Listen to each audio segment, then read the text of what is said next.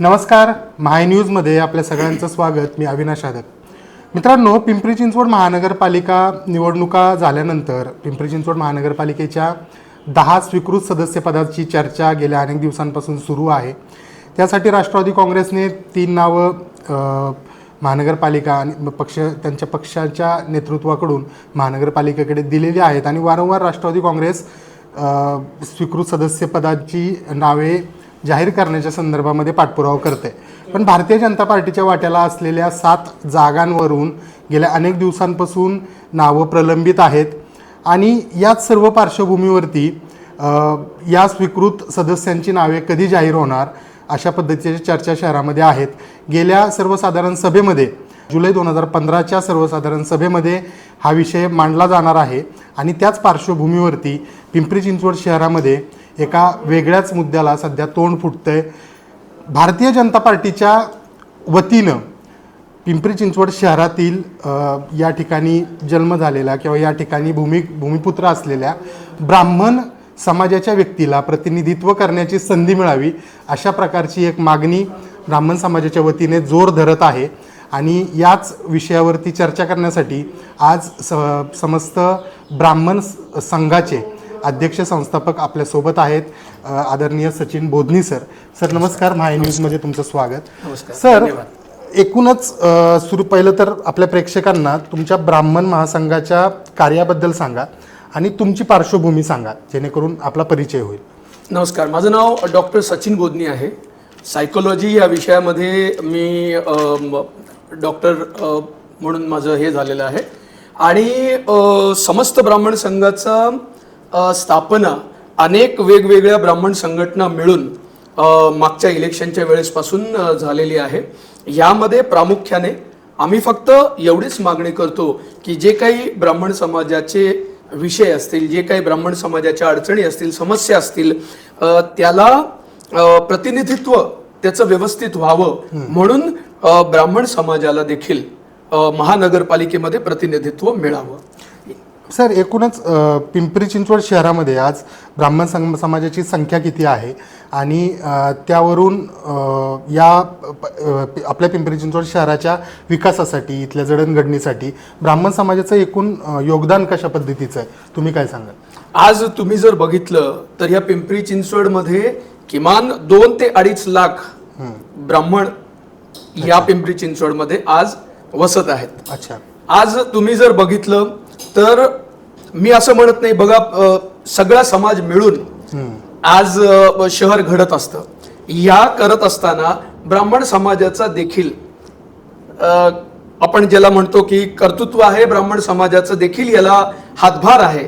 अशा वेळेस ब्राह्मण समाजाला प्रतिनिधित्व का मिळू नये आणि भारतीय जनता पार्टी सारख्या पक्षाकडून की जिकडे आज तुम्ही मान्य कराल, किंबहुना हे सर्व ज्ञात आहे की ब्राह्मण समाज हा मोठ्या प्रमाणात आपण म्हणतो की अगदी बरेचसा तुम्ही म्हणाल की 1 गठा मतदान हे भारतीय जनता पार्टीला करतो, हे सर्व ज्ञात आहे. अगदी. मग अशा वेळेस पिंपरी चिंचवडमध्ये जर तुम्ही बघितलं तर गेली अनेक वर्ष फक्त एकच प्रतिनिधी या अख्ख्या पिंपरी चिंचवडला आपल्याला मिळालेला आहे.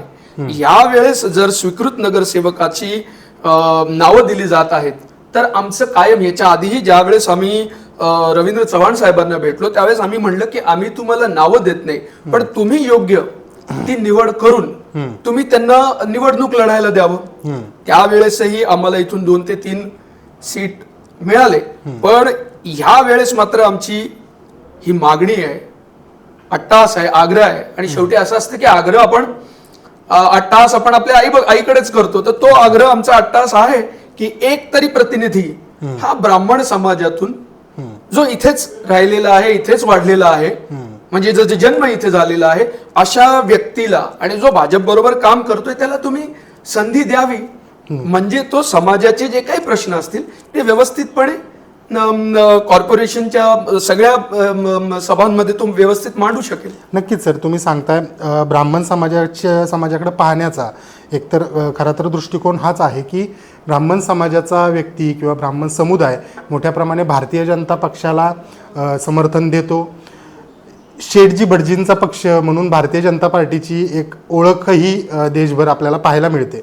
सर, तुम्ही ज्यावेळेस हा एक उमेदवार स्वीकृतचा ब्राह्मण समाजाचा असावा अशी मागणी करताय, तर तुम्ही ही मागणी कुणाकडे केली? म्हणजे राज्याच्या मुख्यमंत्र्यांकडे तुम्ही याबाबत पत्रव्यवहार करणार आहात अशी माहिती तुम्ही दिलीत, तर काय नक्की सांगाल? मुख्यमंत्र्यांना काय तुम्ही आग्रह करता? नाही, याच्या आधी देखील ज्या वेळेस आम्ही मागणी करतो तर अतिशय आम्ही ते शिस्तबद्ध पद्धतीने मागणी करतो. पहिले मागच्या वेळेसही आम्ही इथलचे जे जिल्हा अध्यक्ष होते त्यांच्याकडे मागणी केली, त्यांच्यानंतर प्रदेश अध्यक्ष जे होते त्यांच्याकडे मागणी केली आणि आमचं पत्रव्यवहार आम्ही महाराष्ट्राचे जे सीएम आहेत आणि डेप्युटी सीएम आहेत या दोघांनाही ते पत्रव्यवहार याच्या आधी केले आणि आता देखील स्वीकृत नगरसेवकासाठी देखील हे पत्रव्यवहार आम्ही परत जिल्हा अध्यक्ष असतील, प्रदेश अध्यक्ष असतील आणि त्याप्रमाणे सीएम डीसीएम पर्यंत हे करतील.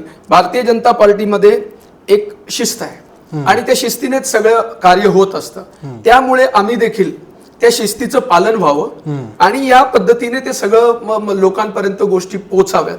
पण एकच गोष्ट आहे की पूर्वी जरी हा पक्ष शेठजी भटजींचा होता तरी सुद्धा आता जर तुम्ही बघितलं तर याचं फार व्यापक स्वरूप आलेलं आहे. सर्व समाज याच्यामध्ये भारतीय जनता पार्टीला मतदान करतोय आणि म्हणूनच भारतीय जनता पार्टी एवढ्या मोठ्या प्रमाणात सगळीकडे विजयी होतीये, त्याचा आम्हालाही अभिमानच आहे. पण इतर सगळ्या समाजाप्रमाणेच ब्राह्मण देखील समाज हा एक खंबीर ज्याला म्हणतो आपण की भारतीय जनता पार्टीच्या पाठीशी उभा असणारा एक घटक आहे. त्यामुळे त्याचा विचार व्हावा अशी आमची कायमच आग्रह असतो, मागणी असते आणि यावेळेस मात्र त्या मागणीचा आदर भारतीय जनता पार्टी करेल असं आम्हाला खात्री आहे. सर, एकूणच तुम्ही सांगताय, मागणी करताय, पण पिंपरी चिंचवड शहराची सध्याची राजकीय आणि सामाजिक परिस्थिती जर पाहिली तर आता 7 जागा भारतीय जनता पार्टीकडे आहेत की ज्याची नावं स्वीकृतसाठी ही अंतिम केली जातील. पण असं भारतीय जनता पार्टीमध्ये होणं शक्य नाही की तुम्हाला ती संधी दिली जाणार नाही. खरं तर ब्राह्मण समाजाला प्राथमिकता नक्कीच भारतीय जनता पार्टीमध्ये असेल असं माझंही मत आहे व्यक्तिगत. पण समजाच काही कारणास्तव जर तुम्हाला ही संधी दिली नाही भारतीय जनता पक्षाने, तर तुम्ही इतर पक्षाकडून म्हणजे राष्ट्रवादी काँग्रेस पक्ष किंवा त्यांच्याकडून उमेदवारी मागण्यासाठी तुम्ही प्रयत्नशील आहात का? हे बघा, अगदी आणि त्याला जोडून एक प्रश्न विचारतो, जर भारतीय जनता पार्टीने जर नाही दिली संधी तर तुमची संघटना म्हणून तुमचा पुढचा पवित्रा काय असेल? हे बघा, अगदी प्रामाणिकपणे सांगायचं झालं तर तडजोडीचं राजकारण म्हणजे तुम्ही नाही दिलं तर तिकडे, तिकडून नाही दिलं तर तिकडे, अशी मानसिकता ब्राह्मण समाजाची अजूनही नाहीये. ब्राह्मण समाज हा विचाराला धरून पुढे चाललेला आहे. आज आमचे विचार जर भारतीय जनता पार्टीशी जुळतायत तर आमची आग्रहाची आणि अट्टहास हा भारतीय जनता पार्टीकडे आम्ही मांडत आहोत. भारतीय जनता पार्टीने त्याला नकार दिल्यानंतर पुढे काय करायचंय याचा विचार नक्की केला जाईल. पण आमच्या जे काही वैचारिक जी जडणघडण आहे त्याच्यामध्ये जो पक्ष त्या जडणघडणच्या जवळ असेल कदाचित त्याचा विचार होऊ शकतो. पण ती गोष्ट सध्या तरी मला वाटत नाही की अशा काही गोष्टी इथे होतील किंवा समाज देखील त्याच्यासाठी अजून तयार आहे. तुम्ही आंदोलनाच्या पवित्र्यात आहात अशी माहिती कळते. आंदोलन मिळावं आम्हाला नगरसेवक पद याच्यासाठी नक्की करू. मिळालं नाही तर विद्रोह हा आज तरी समाजाचा विचार नाही. आम्हाला मिळावं यासाठी नक्कीच आम्ही मागण्या करू, आंदोलन करू, लोकांपर्यंत पोहोचू, लोकांपर्यंत जाऊ. पण विद्रोही भूमिका ही आजही आमची मानसिकता नाही. सर, तुमच्या म्हणजे एकूणच ब्राह्मण समाजातील वेगवेगळ्या क्षेत्रामध्ये नामांकित पदांपर्यंत पोहोचलेली लोक आपल्या पिंपरी चिंचवड शहरामध्ये आहेत. तर तुमच्या संघटनेच्या वतीनं अशी कुठली नावं आहेत का तुमच्या नजरेसमोर की बाबा ज्यांना तुम्ही या स्वीकृत नगरसेवक पदासाठी तुम्ही त्यांची नावं देऊ शकता किंवा जो व्यक्ती त्या पदाला न्याय देऊ शकतो आणि ब्राह्मण समाजाचीच सर्व प्रश्न याच्यामध्ये महानगरपालिका सभागृहात मांडू शकतो, अशा पद्धतीची कोणी तुमच्याकडे नावं आहेत का की ज्यांचा तुम्ही उल्लेख करू शकता? हे बघा, ज्यावेळेस अशा पद्धतीची मागणी जर पक्षाने केली तर नावं आम्ही नक्कीच देऊ शकतो. पण आज आमचं म्हणणं काय आहे की एखाद्या चांगल्या क्षेत्रामध्ये काम करतोय याची सगळी माहिती भारतीय जनता पक्षाच्या इथं असणाऱ्या लोकांकडे नक्कीच आहे, की ज्यांनी समाजासाठी चांगलं काम केलेले. समाज म्हणजे फक्त ब्राह्मण समाजासाठीच नाही, पण ब्राह्मण असूनही त्यांनी सगळ्यांसाठी खूप चांगली कामं केलेली आहेत. अशी अनेक लोक आजही पक्षामध्ये आहेत. किंबहुना पक्षामध्ये नुसतं म्हणत नाहीत तर पिंपरी चिंचवडमध्ये आहेत, अनेक लोक आहेत. सामाजिक क्षेत्र असू द्यात, त्याच्यामध्ये गायन क्षेत्र असू द्यात किंवा इतर कुठलंही क्षेत्र असू द्यात, या क्षेत्रामध्ये मेडिकल क्षेत्र असू द्यात, इंजिनिअरिंग असू द्यात, अतिशय उच्च पदावरती आणि समाजासाठी कार्य करणारी आजही लोक समाजामध्ये आहेत ना. मग त्या लोकांना जर आपण संधी दिली तर ती लोक नक्कीच भारतीय जनता पार्टीचं जे काही कार्य आहे ती कार्य अजून संपवण्याचंच काम करतील आणि एक चांगलं कार्य करून भारतीय जनता पार्टीची जी आज प्रतिमा आहे ती अजून उजळण्याचा प्रयत्न करतील. नक्कीच सर, ही संधी नक्की तुम्ही नावं सांगत नाहीये म्हणूनच मला हा प्रश्न विचारायचा आहे का ही संधी तुम्ही तुमच्या स्वतःसाठी तर मागत नाहीये ना? नाही, ह्याच्या आधी देखील हा प्रश्न मला केला होता आणि मी त्या बाबतीत अतिशय स्पष्ट आहे की मी समाजाचं काम करतो आणि ज्यावेळेस मी समाजाचं काम करतो आणि अशी मागणी मागतो त्यावेळेस ती मागणी मला स्वतःसाठी मागायचा पहिली गोष्ट म्हणजे अधिकारच नाही. दुसरी गोष्ट म्हणजे मी सामाजिक क्षेत्रामध्ये काम करणारा व्यक्ती आहे. राजकीय क्षेत्र जे माझं पिंडच नाहीये त्या राजकीय क्षेत्रामध्ये मला उतरायची काही इच्छा नाहीये. पण हा माझं कायम एकच म्हणणं असतं की जर आज तुम्ही पाहायला गेलं, आपण लाख म्हणतो की समाजाच्या विषयावरती होत नाही, पण आज तुम्ही जर विचार केला तर प्रत्येक ठिकाणी कुठलाही पक्ष आज म्हणजे नेतृत्व देताना तिकडे किती त्या जातीचं मतदान आहे, तिकडे किती या जातीचं, हे सगळं गणित बघूनच आज तुम्ही प्रतिनिधित्व देता. मग अशा परिस्थितीत पिंपरी चिंचवड सारख्या या मोठ्या शहरामध्ये तुम्ही फक्त दोन म्हणजे एक जो निवडून आलाय आणि एक अजून प्रतिनिधित्व देणं ही अतिशय रास्त मागणी आहे. आणि ते मी माझ्यासाठी न मागता जे कोणी इच्छुक आणि परिपक्व त्याच्यासाठी योग्य उमेदवार आहेत अशांना पक्षाने विचार करावा. आणि जर पक्षाने आम्हाला मागणी केली की आम्हाला नावं द्या तर आम्ही सुद्धा नावं सुचवू शकतो. तीच नावं मी तुम्हाला विचारतोय, असं परिपक्व व्यक्तिमत्व तुमच्या संघटनेमध्ये कोण आहेत की बाबा ज्यांना उद्या महानगरपालिका सभागृहामध्ये आम्ही पाहू शकतो? असं नावं देऊन कोणाचाही प्रचार किंवा हे करायचा मला आत्ता तरी या घडीला माझा मानसिकता नाही आहे. पण जर असं पक्षाने मागणी केली तर नक्की आपण नावं देऊ. पक्षाला देखील माहिती आहे, या आधी देखील काही नावं आम्ही दिलेली आहेत, त्यामुळे पक्षाकडे सगळं आहे. त्यांनी याच्यावर विचार करावा आणि नक्कीच या मागणीला त्यांनी म्हणजे गांभीर्याने घेऊन प्रतिनिधित्व ब्राह्मण समाजाला द्यावं. तुम्ही प्रतिनिधित्व मागताय सर एक प्रकारे, आणि असंही म्हटलं जातं की ब्राह्मण समाज हा एकूण ब्राह्मण समाजाची आकडेवारी जर पाहिली तर 3% समाज आपण त्याला म्हणतो. पण तुम्ही आज स्वीकृत नगरसेवक सदस्य पदासाठी एक उमेदवारी मागताय. तुम्ही आरक्षण तर छुप्या पद्धतीने मागत नाही? नाही, अजिबात आरक्षण आम्ही मागतच नाही. आणि दुसरी गोष्ट म्हणजे आज जे सातत्याने म्हणजे दरवेळेस हे जे काही सांगितलं जातं की 3%, तर मी कायम आता ज्यावेळेस जनगणना होईल त्यावेळेस तुम्हाला सगळ्यांना कळेल की हे 3% नसून आजही ब्राह्मण महाराष्ट्रामध्ये 10%पेक्षा कमी नाहीये. पण अगदी तुम्ही जरी म्हणताय 3%, तरी एक गोष्ट मित्रांनो आपण विसरू शकत नाही की या 3%पैकी 90% जो ब्राह्मण समाज आहे तो आजही भारतीय जनता पार्टीला मतदान करतोय. त्यामुळे तुम्ही जर बघितलं तर आज न काही मागता न कुठली अपेक्षा ठेवता सगळ्या समाजाला जे भारतीय जनता पार्टीतून प्रतिनिधित्व करत आहेत किंवा त्यांच्या बरोबर ज्यांचे एकत्र मिळून जे लढत आहेत त्या प्रत्येक उमेदवाराला ब्राह्मण समाज मदत करतोच आहे ना, वोटिंग करतोच आहे ना.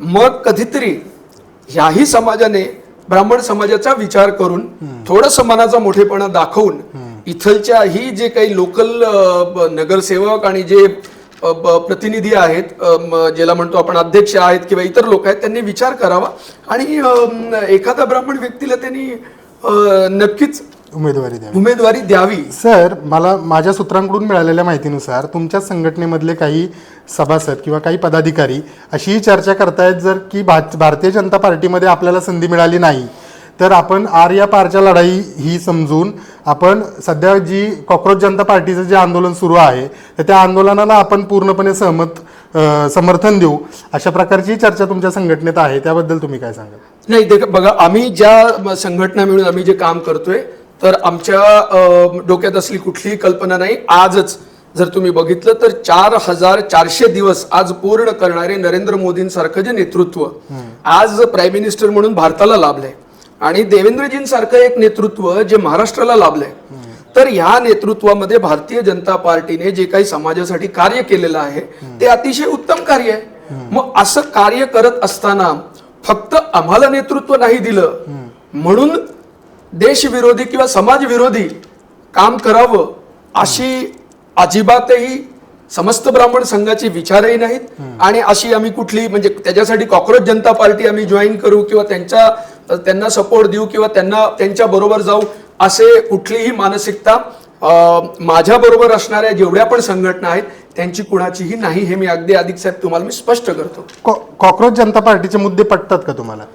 हे बघा, मी तेच सांगतोय ना की जर आम्ही त्यांच्या बरोबर जातच नाहीयेत तर याचा अर्थच तो होतो की त्यांचे आम्हाला मुद्दे अजिबात पण पटत नाहीयेत. ओके सर, समजा किंवा आपल्या संघटनेला एक उमेदवार मिळाला स्वीकृतीसाठी किंवा नाही जरी मिळाला तरी पुढच्या काळामध्ये तुमच्या संघटनेची रणनीती काय असणार आहे आणि एकूणच जर प्रतिनिधित्व तुम्हाला मिळालं तर फक्त ब्राह्मण समाजासाठी तुम्ही काम करणार की इतर समाजांना सुद्धा तुमच्या उमेदवारांकडून महानगरपालिकेच्या माध्यमातून लाभ मिळेल? हे बघा, आजही मी ते स्पष्ट करतो की आम्ही समस्त ब्राह्मण समाज अशी संघटनेचं जरी नाव असलं तरी कार्य मात्र आम्ही पूर्ण समाजासाठी करतो. पण मग ही समस्त ब्राह्मण समाज वेगळी संस्था का असावी असा मनात प्रश्न पडतो. तर जिथे जिथे आम्हाला वाटतंय की अन्याय होतोय, जिथे जिथे आम्हाला वाटतंय की संधी आहे पण संधी दिली जात नाहीये, त्या ठिकाणी विरोध करायची किंवा न्याय मागायची जी काही भूमिका आहे त्यासाठी ही संघटना आणि संस्था काम करत असतात. याच्या आधीही आज तुम्ही बघा की जे काही नगरसेवक निवडून आलेले आहेत आज अनेक भागांमध्ये ब्राह्मण बहुल एरिया आहे, म्हणजे प्राधिकरण असेल किंवा चिंचवड असेल किंवा अनेक ठिकाणं आहेत तिकडून इतर समाजाची लोक निवडून येतात. याचा अर्थ ब्राह्मण समाजाने कुठल्या समाजाला विरोध केलाय का? अजिबात पण नाही. ज्या पक्षाशी आमचे विचार जुळत आहेत त्या पक्षाच्या कुठल्याही जातीचा व्यक्ती असू त्याला आम्ही निवडून आणतोच आहे. पण सर, भारतीय जनता पार्टीकडे म्हणजे भारतीय जनता पार्टीचा बेस हा ब्राह्मण समाज समजला जातो एका दृष्टीने पाहिलं तर. जर भारतीय जनता पार्टीमध्येच ब्राह्मण समाजाला उमेदवारी मागण्यासाठी तुमच्यासारखी संघटनांना जर आंदोलन करावं लागत असेल, वारंवार मागण्या कराव्या लागत असतील आणि तरी ते मिळत नसेल तर नक्की मग हा चुकीचा मेसेज नाही जाते का समाजामध्ये भारतीय जनता पार्टी आणि एकूणच ब्राह्मण संघाच्या वतीने? कसं आहे अधिक साहेब की आज आता आम्ही स्वतः बघतोय की पक्ष जो पूर्वी अतिशय छोटा होता आज तुम्ही जर बघितलं तर आज बहुतांश प्रदेशामध्ये भारतीय जनता पार्टीचं राज्य आहे. आज तिकडे फक्त आणि फक्त एक जात किंवा एक विशिष्ट जात तेवढंच घेऊन जर पुढे जायचं म्हणलं तर आज एवढ्या मोठ्या प्रमाणावरती तुमचं राज्य प्रस्थापित होऊ शकत नाही. आज इतर लोकांनाही भारतीय जनता पार्टीची मूल्य, भारतीय जनता पार्टीची कार्यपद्धती ही आवडती आहे. मग त्याच्यामध्ये मोठ्या प्रमाणावर ओबीसी समाज असेल, मराठा समाज असेल, यांनाही त्या गोष्टी पटतायत आणि म्हणून ते त्यांच्या बरोबर जर जुडलेत तर त्याच्यामध्ये मला काही चूक आहे असं वाटत नाही. हा, त्याच्यामध्ये असे पण आहेत की बरेचदा ब्राह्मण लोक सुद्धा त्यांनी देखील त्यांच्या पद्धतीने अजून प्रयत्न करायला पाहिजेत. जर त्यांचं नाव येत नसेल तर त्याचे चिंतन पण करायला पाहिजे. हेही आम्ही छुप्या पद्धतीने त्या लोकांना सांगत असतो की तुम्हाला प्रतिनिधित्व द्यावं यासाठी तुम्ही देखील प्रयत्नशील असावेत, तुम्ही यासाठी कार्य करावं आणि चांगलं कार्य केलं तर 100% ते प्रतिनिधित्व मिळेल. हो, कधी कधी नावं मागे राहून जातात. म्हणजे आज पिंपरी चिंचवडमध्ये तुम्ही जर म्हणाल तर चांगलं नेतृत्व नाहीये का, तर 100% आहे. आणि एक नाही, तुम्ही शोधायला गेलात तर तुम्हाला 100 चांगली नावं मिळतील. ती पत्रकारितेत असू, परत मी तुम्हाला नाव घेऊन सांगतोय, इंजिनिअरिंग क्षेत्री असू, मेडिकल असू, सामाजिक क्षेत्र असू, या क्षेत्रामध्ये तुम्हाला लोक मिळतील आणि त्या लोकांमधला एक व्यक्ती निवडणं मला नाही वाटत की फार अवघड गोष्ट आहे. आणि भारतीय जनता पार्टीने देखील याचं चिंतन करावं की बाबा हे का घडतंय आणि पिंपरी चिंचवडवरती हा जो काही होणारा अन्याय हा थांबून एक प्रतिनिधी हा ब्राह्मण समाजाचा असावा अशी माझी मनापासून इच्छा आहे. नक्कीच सर, धन्यवाद. तुम्ही अत्यंत सविस्तरपणे ही आपला विषय मांडलात. एकूणच मित्रांनो, भारतीय जनता पार्टीनं विचार करावा आणि एक उमेदवार स्वीकृत सदस्य हा ब्राह्मण समाजातून द्यावा, अशा पद्धतीची मागणी ही सचिन बोधनी सरांनी, जे की समस्त ब्राह्मण संघाचे अध्यक्ष आहेत, त्यांनी केलेली आहे. आता पुढच्या काळात आपण पाहूया, ते मुख्यमंत्र्यांशी संपर्क करतायत, त्यांना पत्रव्यवहार करतायत, या संदर्भामध्ये मागणी करतायत.